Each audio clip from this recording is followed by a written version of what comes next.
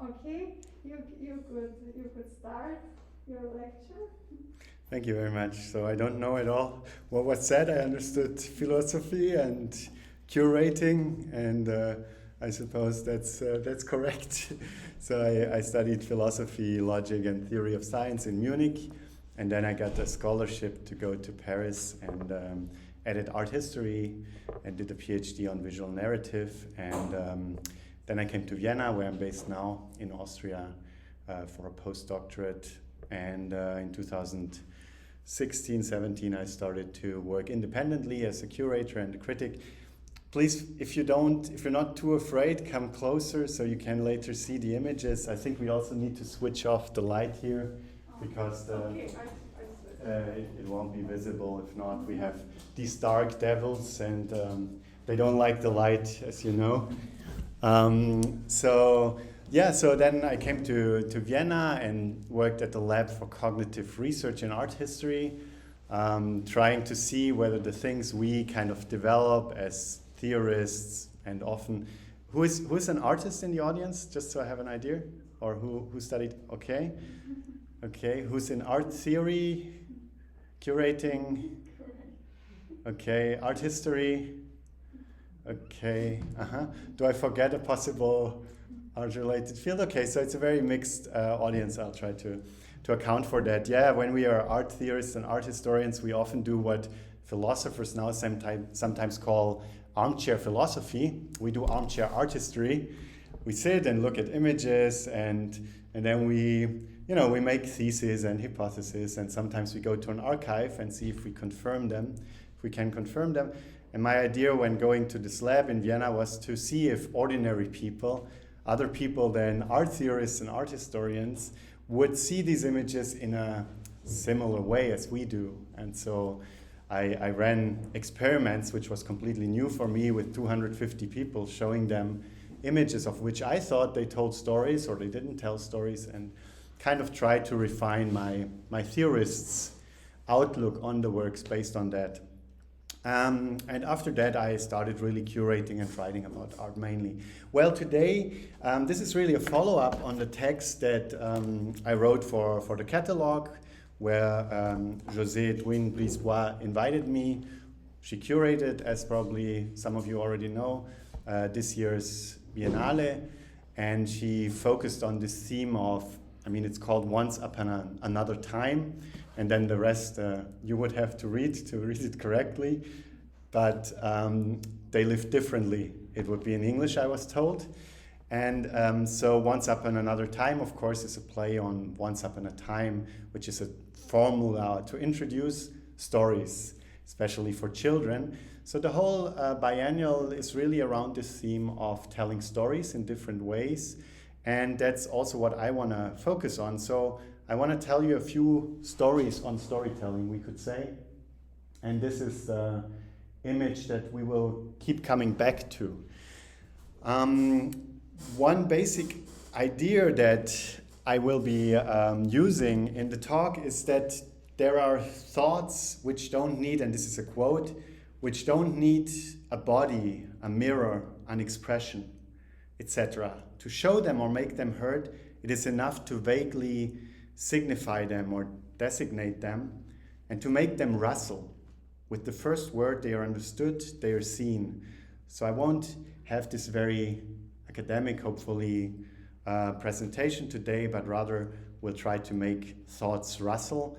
And I think that a lot of the artworks in the exhibition also try to make stories rustle. So it's not storytelling where I tell you how it was, how populists tell us, telling things like they are. I do think that this is a contradiction in terms. You can't really tell things as they are, as telling is always already interpreting, choosing, and so on and so forth. And Joseph Joubert is a French writer from 19th century, very inspirational to me. Well, and the figure I want to start with is a figure that I discovered when I wrote for the catalog. It's this Trampled Devil from the 18th century. I'm told it's in the Devil's Museum, and it actually was, I think, the first work in the collection. So it's the work that started the collection. And I want to take this as the starting point for for conveying a lot of different images and trying to tell you about them. Can you see them? It's all a bit blurry, but even in the back, I hope you see them. I'll make them bigger afterwards. And the first image that I think is called upon with this devil, or the first story, is really Star Wars, or any movie like it, Independence Day, or Die Hard, or all these American blockbuster movies. Now you might ask, what does that have to do with that? I think we can already guess a little bit what it has to do with it. It tells a very archaic kind of story, very prototypical story, a prototype of the fight between good and evil. And here, of course, evil is represented by this devil figure, and good is represented by the Archangel Michael. Who is missing here? So we'll talk a little bit about that as well. And one idea that connects to that is that we use these story templates to tell ourselves our own life or the events we observe. And if we're constantly confronted with black and white stories like this, we might come to think of the world as being black and white. And there will be presidents that talk of an axis of evil. And a lot of people will believe them because they've seen so many movies where there was someone who was deeply evil and where it was very clear what we had to fight. Or when there's a president who says they're bad people, former president, fortunately for the world, I think, but when a president like Trump talks of bad people, it makes really sense to a lot of people that there are bad people. And I do think that these templates that we've used for centuries influence us into, buying into such stories. And therefore the images we make of the world are important for the images we have in our mind. So when we make art or when we exhibit art, I think we do more than, do something which you can do as a spare time activity. I think we influence how people think of the world. Of course, these are already traces of thoughts about the world, but then they also create new ways of thinking, new templates. Stories really make worlds would be then a first idea that I would like to share with you. And there's one image that very much shows for me what happens when someone tells you a story. And this is even a kind of physiological fact. This is an image by Will Eisner. It's on a poem on the Old Marooner, and the Old Marooner is this gentleman. You see, kind of shaggy, not so well dressed, and there's a big wedding going on in the poem, and then the Old Marooner goes to a wedding guest and says, I want to tell you a story. And then the wedding guest forgets everyone else and sits down and glances at him like a little child. And that's the power of storytelling, is really to suck in people's attention. And this sucking in of attention has even a physiological correlate. There are hormones which are connected to listening to stories. When people listen to stories, neurologists have found they have very large amounts of cortisol in their blood, which leads to focus. So people are more focused when they listen to a story. They also have oxytocin. Oxytocin is sometimes called the pregnancy hormone because women have a lot of oxytocin in their blood, especially when they give birth, because it's a linking hormone. If people have oxytocin in their blood together, they feel connected. So it's supposed to establish the connection between mother and child, but also the connection between those who listen to a story together. So storytelling has this function of bringing us together around the stories we share. And so they also have a community building aspect. For instance, if a lot of Russians may believe the stories about Crimea that Putin tells, it's something that links them. And of course, the EU and Angela Merkel in Germany and so on tell a very different story. And these stories have implications on what we judge to be right, what we accept as the right course of action. So stories are actually templates for interpreting the world, and certain communities have certain stories by which they read the world. When these events happened in Paris, I had just left in 2015 at Bataclan, where these terrorists came and killed a lot of people. The official story of France and of Europe was they had been radicalized. The story they told themselves is that they had found the right path. So the way they read their own actions was very different from the way we read them. And the story Europe told was that we need to check the borders more. ISIS, the Islamic State, told the story of Allah who blinded the infidels so people could cross the borders. The facts were the same, but the explanations were different, and the systems used for explanation were different. So what do you accept? Of course, what you accept as an explanation will depend on the stories you believe. Do you believe the story of you being maybe a savior, of working in the right of God? Then you will believe certain stories, and if you're a rationalist and you think that maybe there is not even a God, you won't accept this kind of stories, of course. And stories also play this role in religion, which is connected to that. And what's interesting about stories in religion, when you think about it, is that they're not only stories about the past, they're stories about the past. Of course, in the Bible, you have the story of Onan, who lets his semen fall on the ground, and then we've told children for ages that they shouldn't masturbate, because if not, they will be deformed and God will be unhappy. So we have stories that become templates to reading our lives and what's good and what's not good. But then you also have, and that's maybe even more interesting, projective stories. Stories about the future, about what is to happen. And a lot of these stories are very ambiguous. They have a certain openness to them. And this openness allows us to get into the stories. So at the time, I was trying to come to grasp with these events in France, so I watched documentaries of ISIS, these kind of recruitment documentaries.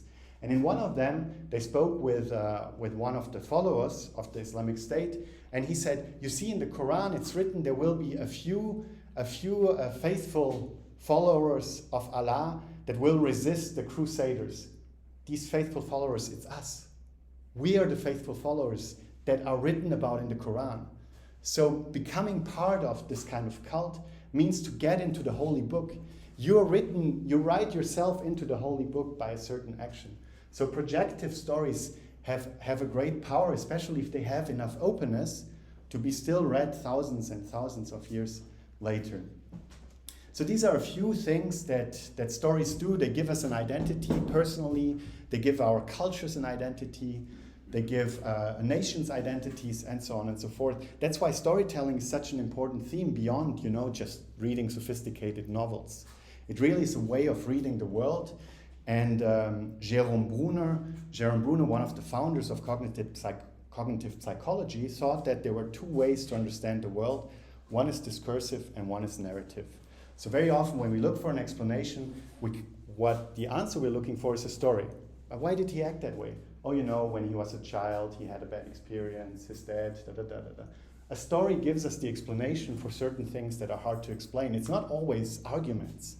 In most of the cases, it's not arguments, it's just stories. So now I want to, after this kind of more general introduction of why storytelling even matters, I want to move on to the question of really storytelling in art. So one of the images is gone. There's still a lot to go. I'll try not to say as much on the other topics, unless you have a lot of time and a lot of interest. I'll try to interpret your blink rate per minute to see if you're falling asleep, or your yawn rate per minute. But now I want to go to this next image in the series, which is, of course, a very famous sculpture, the Laocoon. And for me, this sculpture connects to our devil in the Devil's Museum through the question of fragments and gapping. So of course, both of them are fragmentary, but you could say, okay, this is much more fragmentary, right? Here there is like just a little bit missing here and a little bit missing there. And you would be right, and you would be even more right maybe than you think, because the sculpture as it came out of earth in the Renaissance was even more broken, and actually it looked like this. So this arm is already a choice that was made afterwards to fix the sculpture. And the first time it had been fixed, it was completed this way. That's one of the ways. The arm went up, and this person has these two fingers spread out, seems to gesticulate very systematically towards his father. You probably know the sculpture, or you know the story. It's the story of Laocoon, this priest who warned of the Greek, and who in one of the versions says, "I fear the Greek even when they bring gifts." When the Greek left the Trojan horse in front of Troy, Laocoon said, "Don't pull the horse inside." But there was a goddess that was with the Greek, and she brought out these snakes from the sea that then devoured Laocoon, the warner, and his two sons, and the Trojan horse was pulled into the city, and you all know the rest of the story at least. And this sculpture was supposed to depict that. And when it came out of the ground in the Renaissance, everybody immediately recognized it as a masterpiece that had been spoken about in antique texts, that was supposed to be made by 3 sculptures from Greek antiquity. And this is probably from 200 before Christ, or it's a copy at least from a sculpture that's much older. And these missing pieces led people to complete them. So they tried to complete it in a very concrete way here, or in this way that we have now, or even that, which is yet different. You see, this arm is not so properly gesticulating. It makes this a much more lifelike sculpture, because who would expect someone to be killed by a snake and go like this, father, like this gesture, right? So this makes it less of a symbolic sculpture maybe, and more of a naturalistic one. These are all different ways to complete the missing pieces. But the question is, if it is completed that way, either of these ways, or whether there's not always more fundamentally something missing.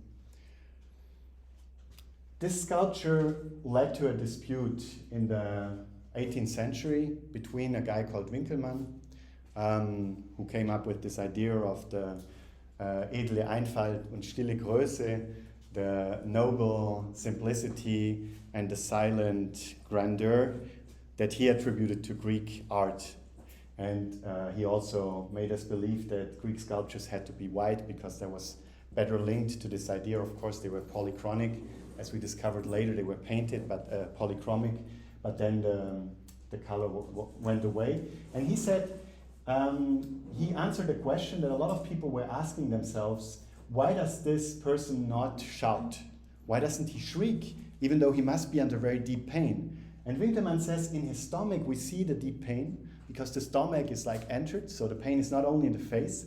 We often say the face is the mirror of the soul, but actually here the stomach becomes somehow the mirror, at least of the feelings.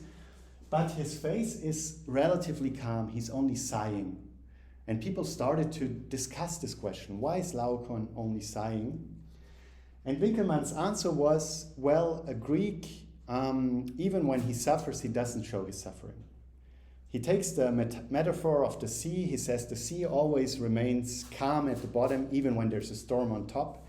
And as the face shows the soul, we see the calm soul of Laocoon in the face, even though he's suffering at the same time, which we can see in his stomach. And then Lessing, Gotthold Ephraim Lessing, came along and wrote this book. And he looked at the Laocoon and the texts about the Laocoon, and also other texts from Greek antiquity, and he discovered that in these texts, people, a lot of the heroes shrieked. A lot of the heroes were constantly shouting. So he said, well, if a great Greek doesn't shout, why do the heroes shout in the theater, and why do they shout in the texts? So Winkelmann's reason can't be right. Apparently the Greek didn't think that heroes can't shout, that heroes can't express their pain. So there had to be a different answer. And Lessing's answer is, it's because of the media. He says in a sculpture, someone shrieking would look like a hole. It would be ugly. Whereas in a text, we don't imagine what it looks like. And so we don't care. And in a painting, it would be a stain, basically.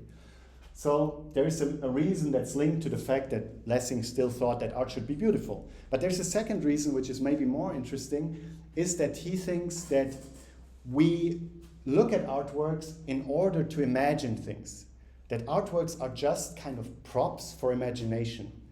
That they never fully complete, but that we complete them in our mind, and that the better artwork leaves us more space to imagine.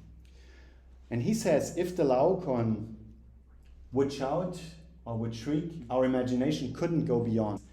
If the sculptor only shows him sigh, then we can imagine the shriek. Then our imagination can, he says it literally, can hear the Laocoon shriek, which of course is even a slip in terms of, we see him sighing, we can hear him shriek. So there's something of synesthesia going on here. And so when you think that great art is an art that lets you imagine, of course the consequence is clear. You have to find the right triggers when you create art. And maybe sometimes, as we would say in the 20th century, less is more, right? And one work that definitely does less is this work by Albrecht Dürer, but it tells the full story already. The simple fact that the weapon goes inside rather than outside tells you a story of suicide, and it's usually taken to represent Lucrezia. And maybe you're familiar with the story of Lucrezia, who was raped, who was forced to be with I think a Roman, and then she decided to kill herself. And even by just seeing this, all the rest you can imagine, basically, all this, what happens after. So every artwork is underdetermined, and the narrative is always in our heads. And I think this counts for novels too.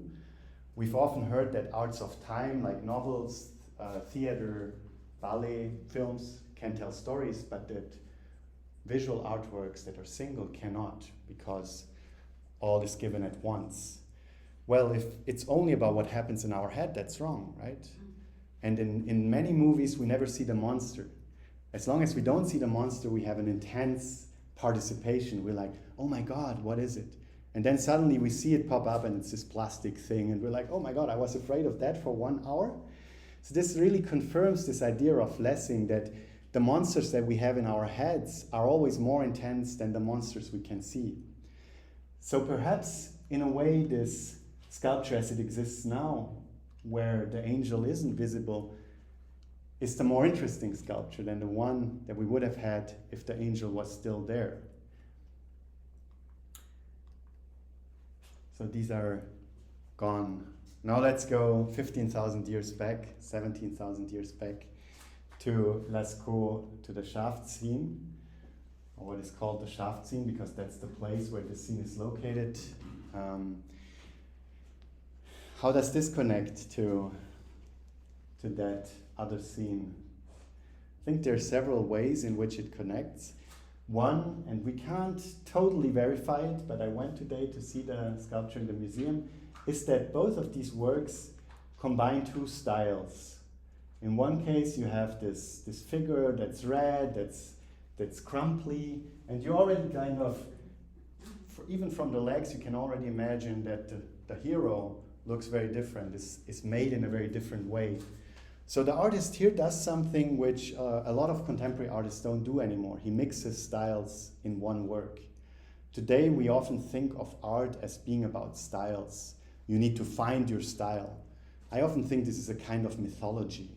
You find your style. I think a lot of artists find something that they can own, and then they stick to it, and that's what their gallery demands, and so on and so forth. Talking to artist friends, I often realize that they want to do something different, but the gallery says, I can't sell this different stuff. And then they go back, at least in their public persona, to the one thing that sells. So there's this pressure to have one style, not to vary your style across time too much, too sensibly. And of course, there's a default that one picture, one style. But here you already have this bison. A French writer called it flamboyant bison et graffiti. This is a graffiti according to him, and this is the flaming bison. The flaming bison. It's very well drawn, still very recognizable. So here there's a variation of style that kind of relates to the values you associate with each of these objects. And I think this is a device for creating meaning that exists across the ages. I've seen it in Persian painting. I see it here in We don't really know what the meaning is, but we see this difference in style between this person and the bison. You see it a lot in Christian art. You see it in Bruegel's carrying of the cross in Vienna, where all the ordinary people are drawn in kind of peasant style, and then the group of people crying are drawn like Roger van der Weyden, or painted like Roger van der Weyden in this very old noble style. So that's the style clash. But there's something else which connects the work to Lascaux, I would say, and it's the question of traces, because here we have the traces of this event of cutting it. And when you look closer, you see that the person who cut the angel even tried to cut it first here.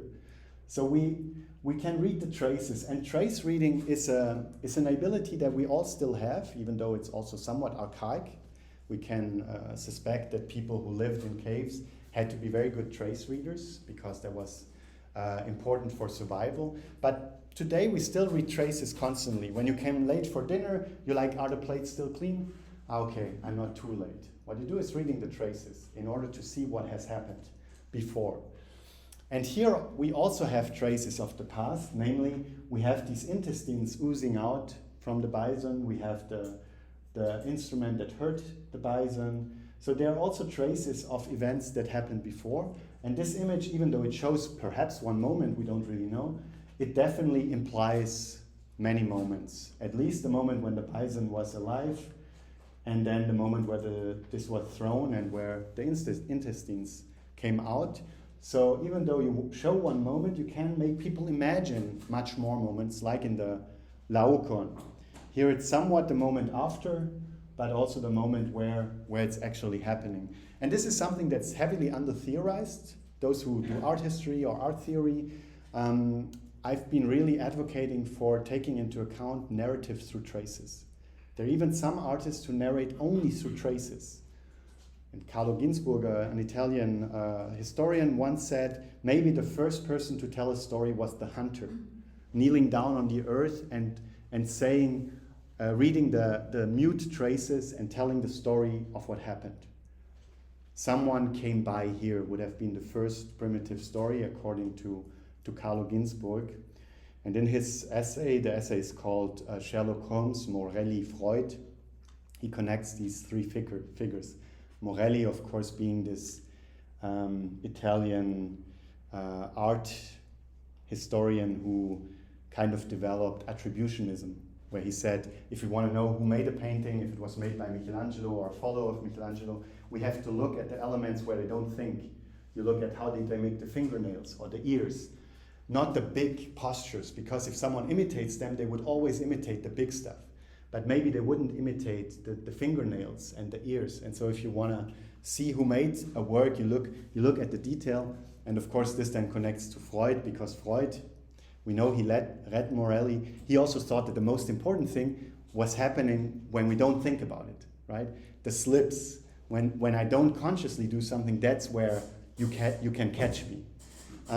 So that's this idea of trace reading, which for me connects deeply to storytelling, and which should be, I think, much more researched. In this book, I showed some of the experiments that went in that direction in Vienna with painting by Hogarth, where a lot of traces are present, and where people actually were able to detect 8 moments depicted, even though there's only one moment explicit. Consistently, people were able to see different moments. And the trace is so powerful because it's transcultural, right? Symbols are always linked to a culture. Say the halo around our head, that's Christianity. In Persian painting, it's fire if someone is saint. It's fire, so the halo is cultural, it's symbolic. But that someone who's bleeding must have been hurt. If you don't know that, you can't survive. Neither in the Amazonas, ni 12,000 years ago, nor now in Kaunas. So the traces are very much consistent across the ages and make things universally, I would say, relatively universally comprehensible. At least certain traces. But for instance, we don't know anymore that like a certain mark is about syphilis, right? So that would be lost. Hogarth could use that because people of his time knew, oh, if you have this kind of mark, you probably have syphilis. Most of us don't know that anymore. So that's a trace that kind of was limited. But traces like blood or we know that pointed objects can hurt us. These are really universals that artists can use. And to a certain degree, maybe also these body postures, these reactions, the stomach that goes in, that this expresses pain. Of course, this is a trace in the sense of being a trace on our body. Also the way this devil tries to get out of this posture of an angel who doesn't make an effort. Even though we only see his feet, we know that he's not forcing. He's standing upright, and yet the devil tries with all his force, and everything moves, and it's all body movements and all like pain in the face, but also in the body. All this we can interpret, even though the sculpture was made long before our time. Another trace-based image would be this, just to bring this point fully home. This is by Banksy, where when I showed this in the lab, most people, of course, talked about at least 3 moments, a catastrophe that must have happened. That's why everything is destroyed. The girl got hurt. And then the present moment where they're capturing, where they're filming her. And then the third moment would be future, because there is somehow a future moment implied here, where finally the people from the Red Cross will be allowed to take care of her when the images are made, which then gives a kind of media critical dimension to this painting by Banksy. So think of trace reading when you make art, also when you interpret art, look at the traces people depicted and make them part of your interpretation. We do it very often intuitively without even thinking about it, and we only start interpreting when the traces have already been read. But I think if we want to do fundamental research in understanding of art, we have to be conscious of how traces, depicted traces, become part of meaning. So this is gone. A big story, probably a lot of you already know, is the story of Artemisia Gentileschi, who was the daughter of a great painter, and Orazio Gentileschi, who asked Agostino Tassi, another younger painter, to give her lessons. And apparently Agostino raped her, and there was a process that happened in Rome. Agostino got away without much punishment, and the rest of her life, famously, Artemisia Gentileschi painted these scenes where women overcome men. So somehow doing the punishment through her narratives, in her narratives, the thing that hadn't happened in real life, she did in her narrative paintings, namely showing how women overpower a man. So narratives can sometimes be ersatz, can be kind of replacement functions for things happening in real life, where the narrative or the action becomes a replacement for real action. But it can also be a preparation. So stories like Red Riding Hood, of course, with the little girl that goes into the forest and meets a wolf, teaches, of course, little girls and boys not to talk to foreigners, and especially if they're wolves.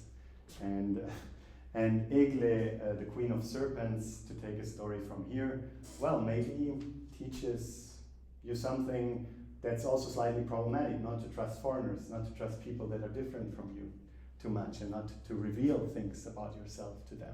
So some of our fundamental stories, of course, have ingrained certain values in us, which we should question again. Maybe writing new stories, or more fragmented stories that are more open, is a way to question that. I think that's a lot of the works that José chose for the exhibition are really about this fragmented storytelling, about the small stories that are fragmented. Of course, these things, especially when you have them as amulet or you have them at home, they also are supposed to have a function of preventing evil. They're supposed to keep it away. So they also have this ersatz aspect, where they are not only depicting what might happen in the future when the devil is submitted, but also a replacement for, or a protection function for the real thing, so the real thing doesn't happen anymore. The 2 or 3 last ones are this. first, the question of what do you depict? Of course, here we also have a scene with an interaction between the devil and other beings. A very traditional representation. We'll talk about that a little bit later. Even though the dragon is sensibly, the snake is very impressive. It looks like from Dragons and Dungeons, from a computer game from today. Maybe they get their inspiration sometimes from this kind of stuff. But of course, what moment we choose to depict of a scene will have political implications. If I depict this, namely the moment where Adam and Eve take the apple, I get a very different image of God than if I hang that in my living room. This image will make me think of God who punishes, God who's angry.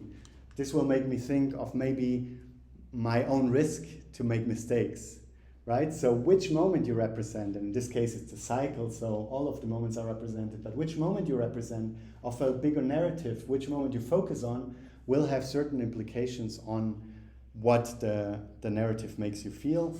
And this is a contemporary artist, Agathe Pitié, from The Last Judgment. If you represent the Exodus from paradise like this, of course, God is much less scary than when it's an angel with a sword. So some people might even find that this is respectful. This is a very large drawing about the Last Judgment. Linked to that is the question of the how. This is a beautiful work by Albrecht Dürer, a drawing, where, I think it tells a very different story. Even though it tells the same story, it tells a very different story from the depiction we saw before. It's more linked to this. It tells a very different story than that image by Rembrandt. Here it's very clear who's guilty and who is actually trying to prevent the guilt. Adam rejects the apple. It's like pushes it away, tells her, don't give it to me. An image like this one can definitely allow the church to then say, okay, women should be, controlled by men because, they got us into trouble. Even the first couple got us into trouble. But I think that Dürer did something relatively subversive when he chose to depict the scene this way. Because here, he's still a little bit arguing, but when you look at this image, they are all one. Each puts one hand on the apple. It's like they're a loving couple, totally interlaced. There's no more original sin that goes from Eve to an Adam who resists it. He actually rewrites the biblical story by painting this image. And of course, if that's the way we come to think of the fall of man in a religious Christian society, then it becomes much harder to justify submission of women in such a society. So there's really, the way you depict a famous scene is not just an illustration, it really can change the story. And there's one that's I find really funny, that's again a Rembrandt, where it's just a drawing, but you're like, how could he ever have been convinced to take the apple after he was so scared of it the first time, He's like, oh my God. Yeah, and in the end he eats it anyway. But you can see how there's a spectrum of ways to represent one scene, which will change the reading you give. This is a page from the catalog where I kind of developed this thought a little bit. And we're nearly at the end, as you can tell, because these two go together. And now we come into modern and contemporary art. And it's again that detail that brings me here. It's what happened to a work. Sometimes the stories that we care about most are the stories not of the creation of the artwork.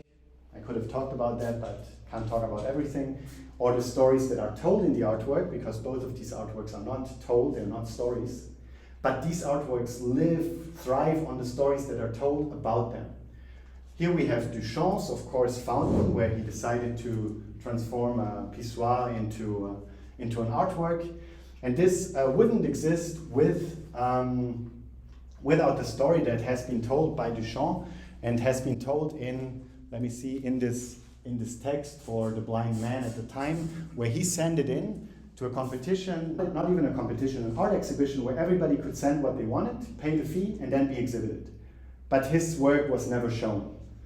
And then he took that as a pretext to then write his story down and tell the art world that they weren't quite as innovative as they thought they were, that they weren't quite as advanced as they thought they were because they weren't avant-garde enough to accept the pissoir as an artwork. We think of this as a conceptual artwork, but as a conceptual artwork, it only exists with its story.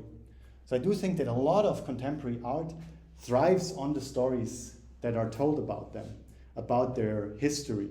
So conceptual art, even when it's non-narrative, because this narrates nothing. I mean, there's few artworks that are less narrative than this possibly, and yet it strives on stories.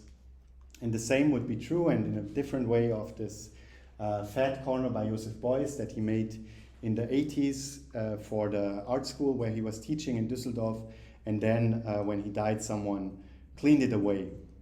And that's mainly when it became famous. So that's also something that often happens. An artwork becomes famous when someone destroys it, throws it away, attacks it, and sometimes artists possibly speculate with that. So in 84 it was made, in 87 or 82 it was made, in 87 it was cleaned away, and it became this big scandal, which led even to this meme, which is, at least in German, you can buy postcards that say, is this art or can it go in the trash?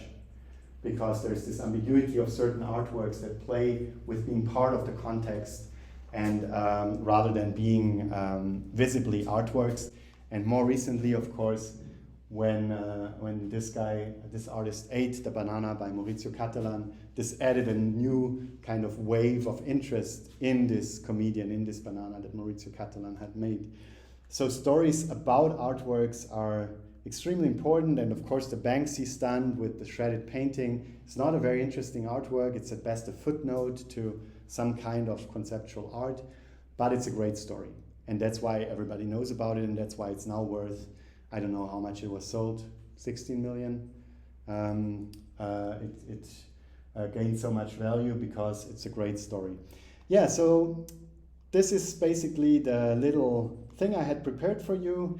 And as a finishing point, if my presentation doesn't jump around, I wanted to also maybe finish with advocating the power of, indeterminacy or underdeterminacy. This is again a quote by Paul Valéry in this case, where he says, "The work lasts as long as it is able to appear completely different from what its author made. It lasts because it has changed, and as much as it was capable of 1,000 transformations and interpretations. Or else it holds a quality that is independent of its author, not created by them, but by their nation or time, and it becomes valuable when we change the nation or the time, the age or the nation."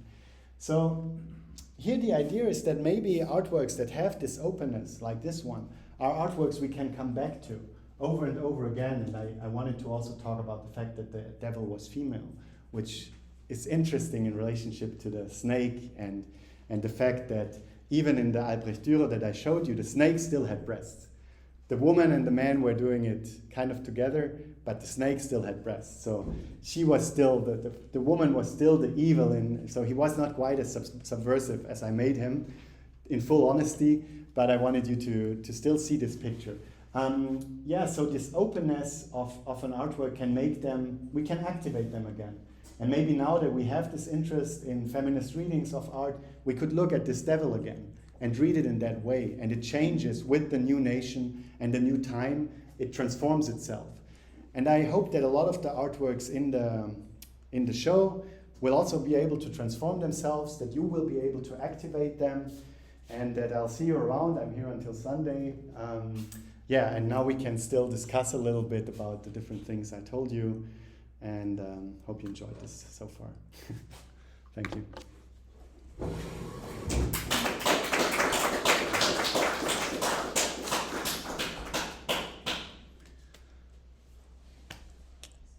A lot, huh?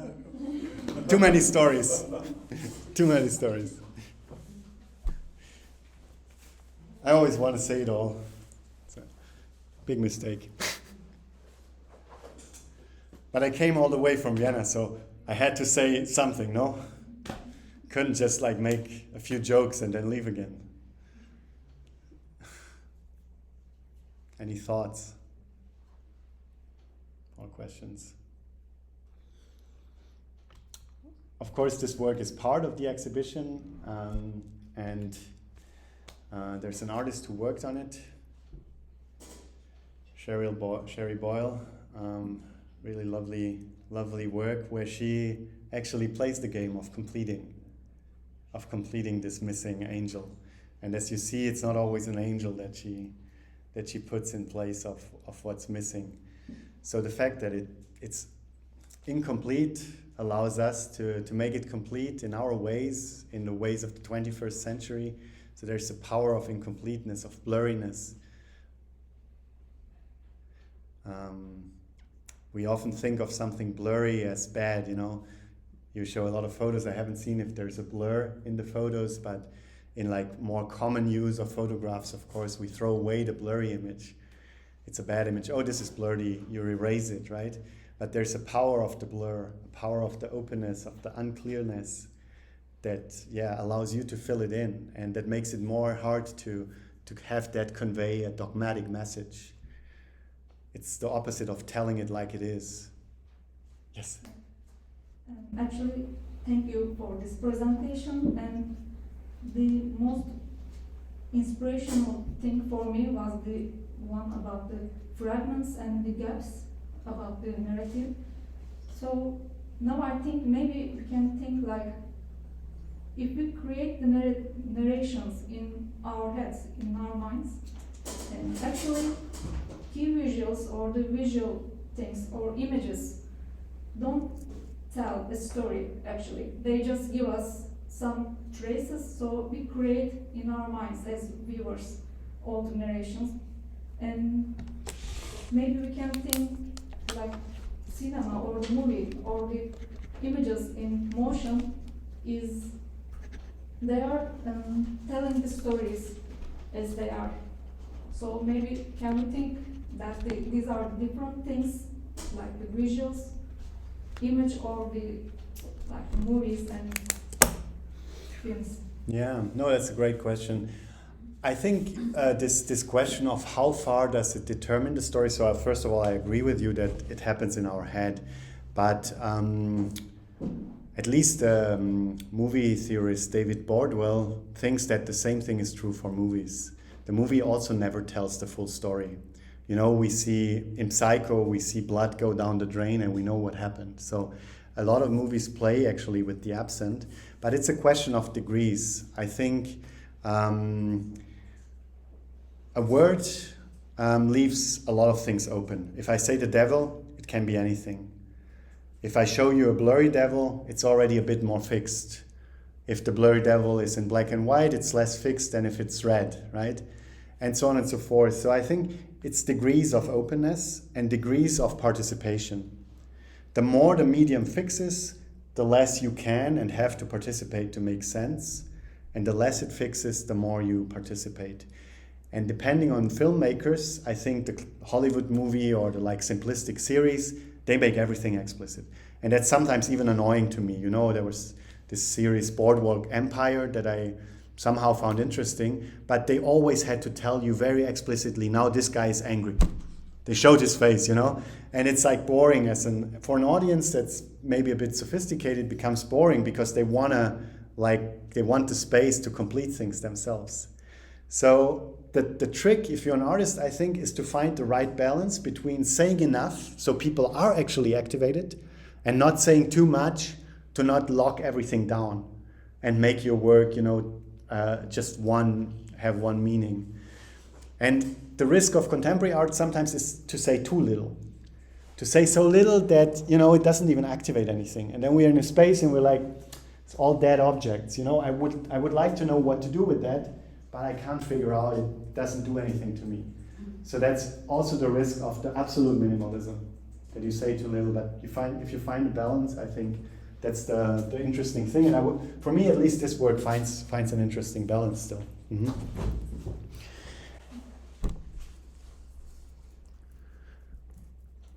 But it is media specific, because that was also part of your question. So it's part, some media have more ability to make things explicit and others have less ability. And films have more ability because they have the temporal dimension, so they can say first this happens and then that happens. A visual image that's fixed has to imply what happened first. At least, and I didn't talk about that in our convention where we only show one moment.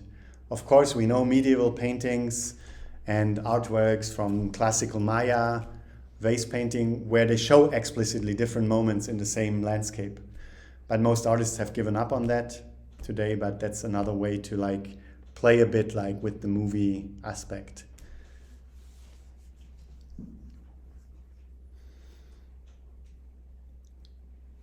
Other remarks, questions?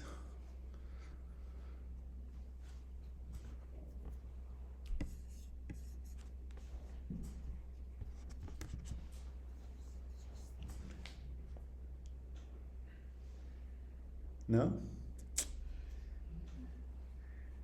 Okay. Well, then thank you so much for being here. I'll stay around if someone is too shy to ask a public question, or and so you can still ask me. If some people want to go have coffee, or I also haven't eaten anything, all this is possible. Yeah. Okay, so thank you very much for this really interesting lecture. Thank you, and also, yes, you could come and ask something, because it's really nice that we have this opportunity to make more questions, to go deeper to stories. So it's okay, and thank you second time. And for now, I just have to mention that this is biennial catalog, so there is the article of lectures, so the catalogs are in description on the main. And today will be opening of biennial at 6 o'clock, so in that place.